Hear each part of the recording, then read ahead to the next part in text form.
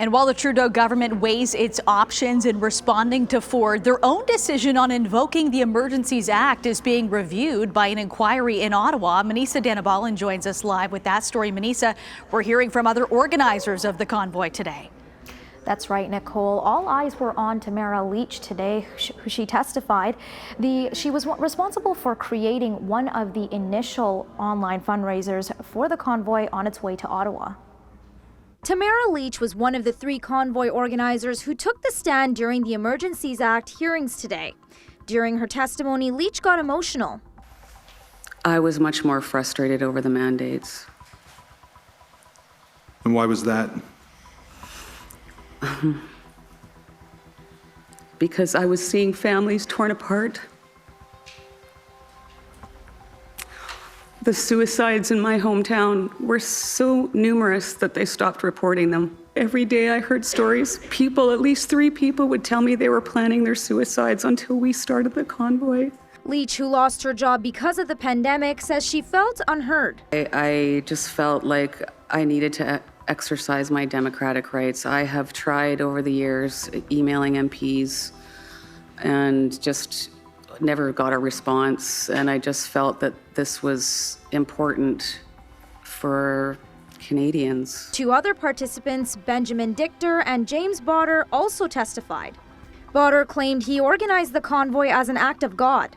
I was told by God to put this convoy together. I just want to understand to what extent your faith inspired the tactics that you suggested and worked on with others with Ottawa. So it's my understanding with Jericho, the plan was to encircle the city. They walked around the city 6 days. I think it was just the Parliament building where they walked around the Parliament building, because that's where the evil's at. Yesterday, Pat King took the stand. He's a controversial figure in the convoy facing several criminal charges.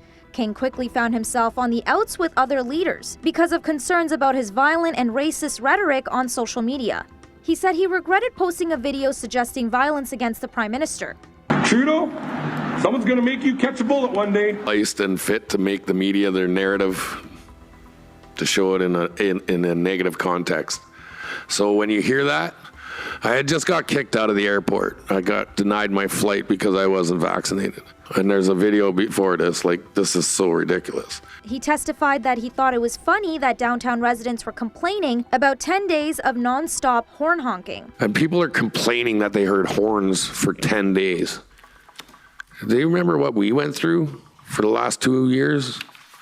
What's a little bit of horns for 10 days? The Canadian Civil Liberties Association says transparency is the goal of the Emergencies Act Commission, which is why we're hearing from organizers of the occupation who are also facing criminal charges. To be fair, I know that many people might disagree with the convoy protesters, but I think it's important to hear what their perspective was going into this and what their interactions were like on the ground.